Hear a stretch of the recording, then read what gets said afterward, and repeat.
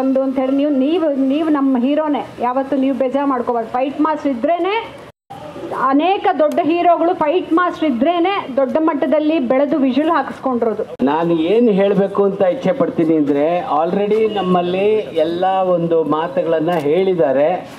ಆದರೆ ನಮ್ಮ ಕರ್ನಾಟಕದಲ್ಲಿ ನಮ್ಮ ಇಂಡಿಯಾ ಒಳಗೆ ಬೇರೆ ಬೇರೆ ಸ್ಟೇಟ್ಸಲ್ಲಿ ನಾನು ಗೌರ್ಮೆಂಟನ್ನು ಕೇಳ್ಕೊತೀನಿ, ದಯವಿಟ್ಟು ನಮಗೆ ಕೋಆಪರೇಷನ್ ಮಾಡಿ ನಮ್ಮ ಒಂದು ನಮ್ಮ ರೆಗ್ಯುಲರೈಸ್ ಮಾಡಿ ಟೈಮಿಗೆ ಸರಿಯಾಗಿ ಸಿಗೋ ದಯವಿಟ್ಟು ಮಾಡಬೇಕು ಅಂತ ಕಳಕಳಿಯಿಂದ ನಾವೆಲ್ಲ ಕೇಳ್ಕೊತಾ ಇದ್ದೀವಿ. ಸಬ್ಸಿಡಿ ಏನು ಅಂತ ಅಂದರೆ, ಇವಾಗ ಪ್ರೊಡ್ಯೂಸರ್ ಸೇಫ್ ಆಗಲಿ ಅಂತಲೇ ಖಂಡಿತ ಅದು ಇದಾಗ್ತಿರೋದು. ಬಟ್ ಸಬ್ಸಿಡಿ ಬರ್ತಿಲ್ಲ, 5 ವರ್ಷದಿಂದ ಬರ್ತಿಲ್ಲ ಅಂತಂದರೆ ಖಂಡಿತ ಪ್ರೊಡ್ಯೂಸರ್ಸ್ ಏನು ಹೆದರ್ಕೊಳ್ತಾರೆ, ಲೈಕ್ ಯಾಕೆ ಹೆದರ್ಕೊಳ್ತಾರೆ ಆ್ಯಕ್ಚುಲಿ ಸಿನಿಮಾಗಳು. ಆ್ಯಂಡ್ ನಾವು ಹೊಸ ಡೈರೆಕ್ಟರ್ಸ್ಗೆ ಲೈಕ್ ನಾವು ಹೋಪ್ಸ್ ಕೊಡೋಕ್ಕೂ ಆಗಲ್ಲ. ಈ ಥರ ಸಬ್ಸಿಡಿ ಬರ್ತಿದೆ ಸರ್, ಆ್ಯಕ್ಚುಲಿ ನೀವು ಅದು ಸೇಫ್ ಆಗ್ತೀರಾ ಅಂತಲೂ ಹೇಳೋಕ್ಕಾಗಲ್ಲ. ಮಾಡ್ತಾ ಇದ್ದಾರೆ ರೂಪಾಯರ್, ನಿಮ್ಮ ಧೈರ್ಯಕ್ಕೆ ಮೆಚ್ಚಬೇಕು. ನೋಡಿ, ಯಾರು ಕೂಡ ಧ್ವನಿ ಎತ್ತಲಿಲ್ಲ, ಬರೀ ಎಲ್ಲ ಮಾತಾಡ್ತಾರೆ, ಸುಮ್ಮನಾಗ್ತಾರೆ. ಈ ರೀತಿ ಪಬ್ಲಿಕ್ಕಲ್ಲಿ ಬಂದು ಹೋಗ್ತಾ ಇದೆ, ಲೈವ್ ಹೋಗ್ತಾ ಇದೆ, ಇವತ್ತು ಎಲ್ಲ ಚಾನೆಲ್ಗಳಲ್ಲಿ ಹೋಗ್ತಾ ಇದೆ. ನೋಡಿ, ಪತ್ರಕರ್ತರು ಇನ್ನೂ ಬರಬೇಕಾಗಿತ್ತು. ದಯವಿಟ್ಟು ಕೇಳಿಸ್ಕೊಳ್ಳಿ, ಸಣ್ಣ ಸಣ್ಣ ವಿಚಾರಗಳಿಗೆ ಹೆಚ್ಚು ಮಹತ್ವ ಕೊಡ್ತೀರಿ. ಪರಭಾಷೆ ಚಿತ್ರಗಳ ಹತ್ಯೆ ಆದಂತೆ ಪ್ರೊಡ್ಯೂಸರ್ಸ್ ಆತ್ಮಹತ್ಯೆ ಆಗುತ್ತೆ, ಇದು ಸತ್ಯ. ದಯವಿಟ್ಟು ಸರ್ಕಾರ ಕಣ್ತೆರಿಬೇಕು, ರಾಜ್ಯಪಾಲರ ಬಗ್ಗೆ ಅವರ ಆಕ್ಷನ್ ತಗೋಬೇಕು. ಮುಖ್ಯಮಂತ್ರಿಗಳು ಕನ್ನಡ ಪ್ರೇಮಿ, ಸಿನಿಮಾ ಪ್ರೇಮಿ, ದಯವಿಟ್ಟು ಅವರು ತಕ್ಷಣವೇ ಎಲ್ಲ ಸಿನಿಮಾಗಳು ಯಾವ್ಯಾವ್ದಾಗಿದೆ ಇದುವರೆಗೆ ಅಪ್ ಟು 24 ಎಲ್ಲಕ್ಕೂ ಕೂಡ ಅವರು ಸಬ್ಸಿಡಿಯನ್ನು ಕೊಡಲೇಬೇಕು. ಧನ್ಯವಾದಗಳನ್ನ ಅರ್ಪಿಸ್ತಾ ಇದ್ದೀನಿ. ಇವತ್ತು ನಾವೆಲ್ಲ ಇಲ್ಲಿ ಸೇರಿರೋದು ಯಾತಕ್ಕೆ ಅಂತ ಉದ್ದೇಶ ಇಷ್ಟೊತ್ತು ಚರ್ಚೆ ಮಾಡಿದ್ವಿ. ಈ ಹೋರಾಟ ಇಲ್ಲಿಗೆ ನಿಲ್ಲೋದಿಲ್ಲ, ಯಾಕೆಂದರೆ ನಾವೆಲ್ಲರೂ ಮನವಿ ಪತ್ರವನ್ನು ಸಲ್ಲಿಸಿದ್ದೀವಿ ರಾಜ್ಯಪಾಲರಿಗೆ. ಯಾವ ಸಂಘ ಸಂಸ್ಥೆಗಳು ಮಾಡಬೇಕಾಗಿತ್ತೋ ಅದು ಅವರು ಹೊರಗೆ ಬಂದು ಹೋರಾಟ ಭರವಸೆಯನ್ನು ಕೊಟ್ಟಿದ್ದಾರೆ. ಮತ್ತು ಸದನದಲ್ಲೂ ಕೂಡ ಇದ್ರ ಬಗ್ಗೆ ನಾವು ವಾಯ್ಸ್ ರೈಸ್ ಮಾಡಿಸ್ತೀವಿ ಇದ್ರ ಬಗ್ಗೆ ವಿಚಾರವನ್ನು ತಿಳಿಸೋದಕ್ಕೆ.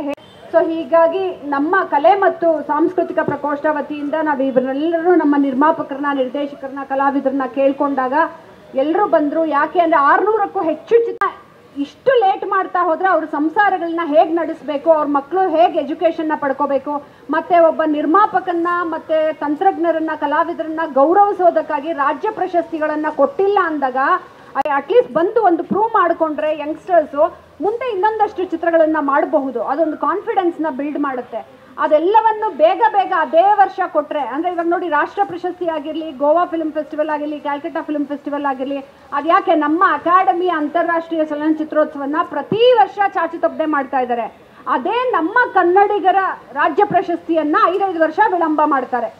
ಈ 5 ವರ್ಷದನ್ನ ನೀಡೋದಕ್ಕೆ ಇನ್ನೊಂದು ಮಿನಿಮಮ್ 3 ವರ್ಷ ಬೇಕು. ಆ 3 ವರ್ಷ ಆದ್ಮೇಲೆ ತಿರ್ಗಾ ಈ ವರ್ಷದ ಸಬ್ಸಿಡಿ ನಮ್ಮ ಹಕ್ಕು, ಸಬ್ಸಿಡಿ ನಮ್ಮ ಹಕ್ಕು, ಬೇಕೇ ಬೇಕು, ಬೇಕೇ ಬೇಕು, ಬೇಕೇ ಬೇಕು, ಸಬ್ಸಿಡಿ ನಮ್ಮ ಹಕ್ಕು, ಬೇಕೇ ಬೇಕು.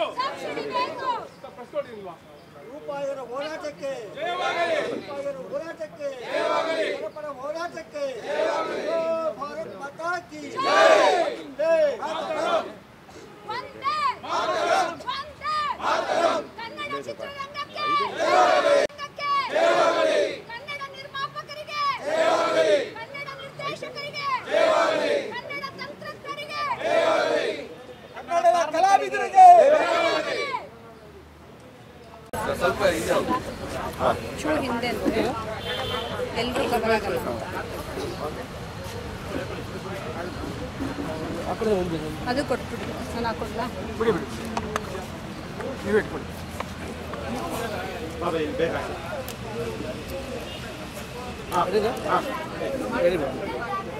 ಸರ್, ಇವತ್ತು ನಾವಿಲ್ಲಿ ಹೋರಾಟ ಮಾಡ್ತಾ ಇರೋದು ಇಡೀ ಕರ್ನಾಟಕದ ಕನ್ನಡ ಚಿತ್ರರಂಗದ ಪರವಾಗಿ.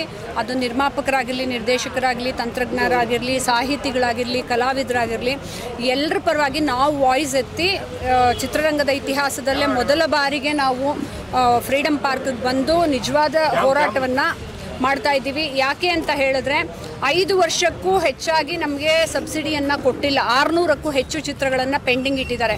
ಯಾವಾಗ ಹೋಗಿ ಯಾವುದೇ ಸಚಿವರಿಗಾಗಲಿ CMಗಾಗಲಿ ಲೆಟರ್ಗಳನ್ನು ಕೊಡ್ತಾನೇ ಬಂದಿದ್ದೀವಿ. ನಾನು ಎಲೆಕ್ಟೆಡ್ ಬಾಡಿನಲ್ಲಿದ್ದೆ, ಕಮಿಟಿನಲ್ಲಿದ್ದೆ, ECನಲ್ಲಿದ್ದೆ, ನಿರ್ದೇಶಕರ ಸಂಘದ ಉಪಾಧ್ಯಕ್ಷೆಯಾಗಿದ್ದೆ. ಅದೆಲ್ಲ ಕೊಟ್ಟರು ಯಾವುದೇ ರೀತಿ ಅವ್ರಿಗೆ ಹೇಳ್ತಾ ಹೋದ್ರೂ ಆಮೇಲೆ ಕೊಡ್ತೀವಿ, ಕಮಿಟಿ ಫಾರ್ಮ್ ಮಾಡ್ತಿದ್ದೀವಿ. ಇವಾಗಲೂ ಹಂಗೆ ಬಾಯಿ ಮುಚ್ಚಿಸ್ತಾ ಇದ್ದಾರೆ. 2019 ಮುಗಿದಿದೆ ಕಮಿಟಿ, 2020 ಬರ್ತಾ ಇದೆ, ಮುಂದಕ್ಕೆ ಕೊಡ್ತೀವಿ ಅಂತ ಅಂದ್ಬಿಟ್ಟು. 2020 ಇಂದು ಇವಾಗ ಫಿಲಮ್ ನೋಡೋಕೆ ಶುರು ಮಾಡ್ತಾರೆ ಅಂತ ಹೇಳಿದ್ರೆ 21, 22, 23, 24, 25 ಬಂದ್ಬಿಟ್ವಿ. ನಾವು ಕಾಲಿಡ್ತಿದ್ದೀವಿ ಆಲ್ರೆಡಿ. ಯಾವಾಗ 600 ಚಿತ್ರಗಳನ್ನು ಇವರು ಮುಗಿಸಿ ಪಾಪ ನಿರ್ಮಾಪಕ ಒಂದು ದುಡ್ಡನ್ನು ಹಾಕಿ ಸಾಲ ಸೋಲ ಮಾಡ್ಕೊಂಬಂದು ಬಡ್ಡಿಗೆ ದುಡ್ಡು ತೊಗೊಂಬಂದು ಚಿತ್ರವನ್ನು ಮಾಡಿದಂಥವ್ರು ಯಾವತ್ತು ವಾಪಸ್ ಬಡ್ಡಿಯನ್ನು ತೀರಿಸಿ ಅಸಲನ್ನು ತೀರಿಸಿ ಇನ್ನೊಂದು ಫಿಲಮ್ ಮಾಡಬೇಕು ಅಂತ ಯಾವಾಗ ಸರ್ ಮುಂದಕ್ಕೆ ಹೋಗೋಕ್ಕೆ ಸಾಧ್ಯ ಆಗುತ್ತೆ? ಒಬ್ಬ ಚಿತ್ರರಂಗದ ನಿರ್ಮಾಪಕನಿಗೆ ಕಾನ್ಫಿಡೆನ್ಸ್ ಹೆಚ್ಚಾಗಬೇಕು ಅಂದರೆ ರಾಜ್ಯ ಪ್ರಶಸ್ತಿಯನ್ನು ಅವರು ಕೊಡೋದನ್ನು ವಿಳಂಬ ಮಾಡಿದ್ದಾರೆ. ಸಬ್ಸಿಡಿ ಒಂದೇ ಅಲ್ಲ, ರಾಜ್ಯ ಪ್ರಶಸ್ತಿಗೂ ಅದೇ ರೀತಿ ವಿಳಂಬ ಮಾಡಿದ್ದಾರೆ. ಆದರೆ ಅಕಾಡೆಮಿಯಲ್ಲಿ ಮಾಡುವಂತಹ ಅಂತಾರಾಷ್ಟ್ರೀಯ ಚಲನಚಿತ್ರೋತ್ಸವ ಮಾತ್ರ ಕಮಿಟಿನೂ ಮಾಡ್ತಾರೆ, ಫಿಲಮ್ಮೂ ನೋಡ್ತಾರೆ, ಬೇರೆ ದೇಶಗಳಿಂದ ಫಿಲಮ್ ತರಿಸ್ಕೋತಾರೆ, ಬೇರೆ ರಾಜ್ಯದಿಂದ ಫಿಲಮ್ ತರಿಸ್ಕೋತಾರೆ. ಅವ್ರಿಗೆ ಮಾತ್ರ ಕೋಟ್ಯಾಂತರ ರೂಪಾಯಿ ಖರ್ಚು ಮಾಡಿಬಿಟ್ಟು ಅವ್ರಿಗೆ ಸನ್ಮಾನ ಮಾಡಿ ಕಳಿಸ್ತಾರೆ. ಕನ್ನಡಿಗನಾಗಿ ಹೋರಾಟ ಮಾಡಬೇಕೋ ಬೇಡವೋ? ನಾವು ಕನ್ನಡಿಗರಿಗೆ, ಕನ್ನಡ ಚಿತ್ರರಂಗದವರು ಕಷ್ಟಪಟ್ಕೊಂಡು ಅದು ಪರಭಾಷಾ ಚಿತ್ರಗಳ ದಬ್ಬಾಳಿಕೆ ಅದೆಲ್ಲ ಬರ್ತಿದ್ರು ನಾವು ಹೋರಾಟ ಮಾಡೋಕೆ ಆಗ್ತಿಲ್ವಲ್ಲಪ್ಪ ಅಂತ ಅನ್ನೋದ್ರಿಂದ ಸಾಮಾಜಿಕ ಕಳಕಳಿ ಚಿತ್ರಗಳನ್ನು, ಕಾದಂಬರಿ ಆಧಾರಿತ ಚಿತ್ರಗಳನ್ನು, ಐತಿಹಾಸಿಕ ಚಿತ್ರಗಳನ್ನು ಏನೋ ಚಿಕ್ಕ ಮಟ್ಟದಲ್ಲಾದರೂ ಗುಣಮಟ್ಟದಲ್ಲಿ ಮಾಡ್ಕೊಂಡು ಹೋಗ್ತಾ ಇದ್ದಾರೆ. ಆಮೇಲೆ ಇದು ಆಲ್ಸೋ ಕ್ರಿಯೇಟಿಂಗ್ ಅನ್ ಎಂಪ್ಲಾಯ್ಮೆಂಟ್. ಚಿತ್ರರಂಗದಲ್ಲಿ ಎಂಪ್ಲಾಯ್ಮೆಂಟ್ ಕ್ರಿಯೇಟ್ ಮಾಡಬೇಕು. ಎಲ್ಲರೂ ಇಂಜಿನಿಯರ್ಸು, ಡಾಕ್ಟರ್ಸ್ ಆಗೋಕ್ಕಾಗಲ್ಲ. ಒಬ್ಬರಲ್ಲಿ ಕಲೆ ಇದೆ ಅಂತ ಹೇಳಿದ್ರೆ ಅವರವರೇ ಏನೋ ಒಂದು ಶಾರ್ಟ್ ಫಿಲಮ್ ಮಾಡ್ಕೊಳ್ತಾರೋ. ಸೊ ಅಂಥವ್ರನ್ನ ಸಪೋರ್ಟ್ ಮಾಡಬೇಕು ಅಂತಂದಾಗ ಇದು ಅವ್ರಿಗೆ ಕಾನ್ಫಿಡೆನ್ಸ್ ಕೊಡೋದಕ್ಕೆ, ಹುಮ್ಮಸ್ ಕೊಡೋದಕ್ಕೆ ಕೊಡ್ತಾ ಇರೋವಂಥದ್ದು ಸಬ್ಸಿಡಿ ಮತ್ತು ರಾಜ್ಯ ಪ್ರಶಸ್ತಿ. ಇದನ್ನು 5 ವರ್ಷ ನಿಲ್ಲಿಸಿ ಎಷ್ಟೋ ಜನ ನಿರ್ಮಾಪಕರು ಆತ್ಮಹತ್ಯೆ ಮಾಡ್ಕೊಂಡು ಸತ್ತೋಗಿದ್ದಾರೆ. ಫಾರ್ ಎಕ್ಸಾಂಪಲ್, ಮಂಗಳೂರಲ್ಲಿ ಹೋದ ವರ್ಷ ನೀವು ಓದಿರ್ಬೋದು ನ್ಯೂಸ್ ಪೇಪರಲ್ಲಿ, ರಿಟೈರ್ಡ್ ಬ್ಯಾಂಕ್ ಮ್ಯಾನೇಜರು ಒಂದು ಚಿತ್ರಕ್ಕೆ ಇನ್ವೆಸ್ಟ್ ಮಾಡಿದ್ರು, ದುಡ್ಡು ಬರಲಿಲ್ಲ ಅಂತ ಮರಕ್ಕೆ ನೇಣು ಹಾಕೊಂಡು ಸತ್ತೋದ್ರು. ಯಾಕೆ ಗೊತ್ತಾ? ಎಜುಕೇಟೆಡ್ ವ್ಯಕ್ತಿಯಾಗಿ ಅವ್ರಿಗೊಂದು ಗೌರವ ಇರುತ್ತೆ. ಸಾಲ ತೊಗೊಂಬಂದ್ಬಿಟ್ಟಿರ್ತಾರೆ, ಬಿಡಿ ಸರ್ ನಂಗೆ ಸಬ್ಸಿಡಿ ಬರುತ್ತೆ ಕೊಡ್ತೀನಿ ಅಂತ.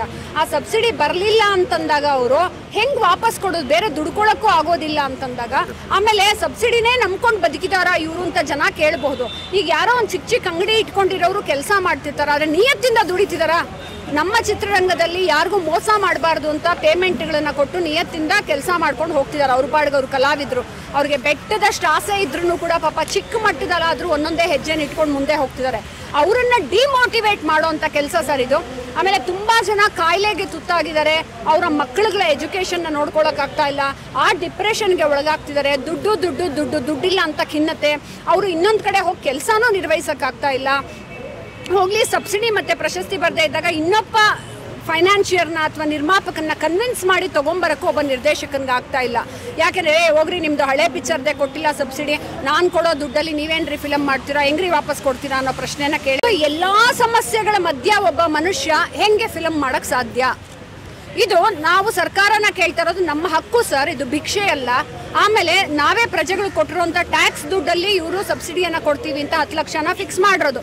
ಬೇರೆ ರಾಜ್ಯಗಳಲ್ಲಿ 50 ಲಕ್ಷನೂ ಕೊಡ್ತಾರೆ. UP ಗೌರ್ಮೆಂಟು ಲೋಕಲ್ ವ್ಯಕ್ತಿ ಫಿಲಮ್ ಮಾಡಿದ್ರೆ 50 ಲಕ್ಷ ಕೊಡ್ತಾರೆ, ಹೊರಗಿನವ್ರು ಬಂದು ಮಾಡಿದ್ರೆ 2 ಕೋಟಿ ತನಕ ಸಪೋರ್ಟ್ ಮಾಡ್ತಿದ್ದಾರೆ.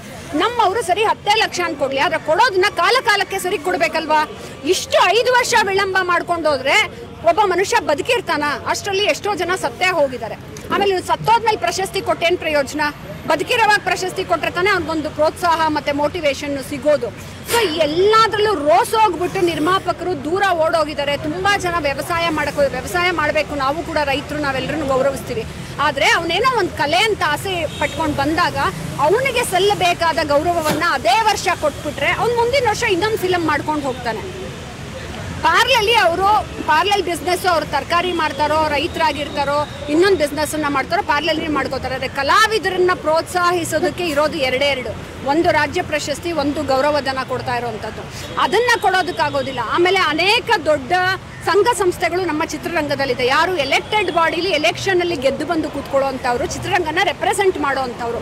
ಆ ಚಿತ್ರರಂಗನ ರೆಪ್ರೆಸೆಂಟ್ ಮಾಡ್ತಿರೋರು ವಾಯ್ಸ್ ರೈಸ್ ಮಾಡಿಬಿಟ್ಟು ಕೇಳ್ತಾ ಇಲ್ಲ. ಆ ತೀವ್ರತೆ ಮತ್ತು ಒತ್ತಡವನ್ನು ಹೇರಿ ಸರ್ಕಾರದಿಂದ ಕಿತ್ಕೊಂಡ್ಬರಬೇಕು.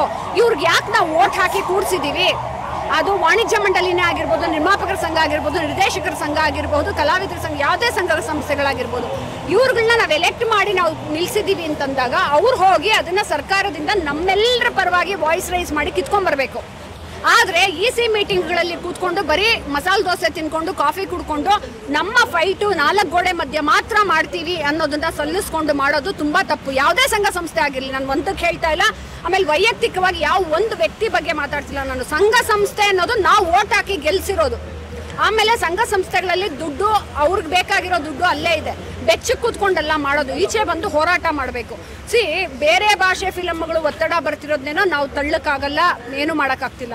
ಆದರೆ ನಮ್ಮವ್ರಿಗೆ ಸಿಗಬೇಕಾದಂಥ ಗೌರವನೇ ಕೊಡದೆ ನೀವು ಅಕಾಡೆಮಿ ಅವಾರ್ಡಲ್ಲಿ ಅಕಾಡೆಮಿ ಅಂತಾರಾಷ್ಟ್ರೀಯ ಚಿತ್ರೋತ್ಸವ ಮಾಡಿ ಬೇರೆ ರಾಜ್ಯದವ್ರಿಗೆ ಫಾರಿನರ್ನ ಕರೆದು ಸನ್ಮಾನ ಮಾಡಿದ್ರೆ ಏನು ಸರ್ ಅದಕ್ಕೆ ಅರ್ಥ? ನಮ್ಮವ್ರಾಗಾರೆ ನಮ್ಗೆ ಯಾರಿಗೂ ಕನ್ನಡಿಗರಲ್ಲಿರೋರ್ಗೆ ಯಾರಿಗೂ ಯೋಗ್ಯತೆ ಇಲ್ವಾ? ಅವರೆಲ್ಲ ಮಾತ್ರ ಬಡತನದಲ್ಲೇ ಬಿದ್ದಿರಬೇಕಾ?